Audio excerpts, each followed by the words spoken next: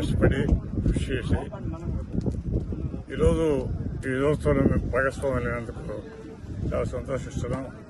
రాష్ట్రానికి స్వతంత్రం వచ్చింది.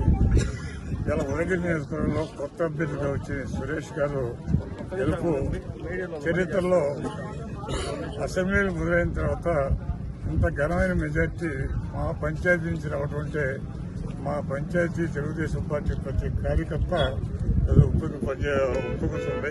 ఈరోజు ఆ ఉత్సాహం ఇది చూస్తే నిజంగా కొత్తగా వచ్చిన అభ్యర్థి అయిన మా వాళ్ళు ప్రతి ఒక్కరు కష్టపడి మేము సాయిపేట పంచాయతీలో ఈరోజు ఉదయగిరి నియోజకవర్గంలోనే అత్యధిక మెజార్టీ తెచ్చిన గ్రామంగా నిలబడటం ఒక గర్వకారణం.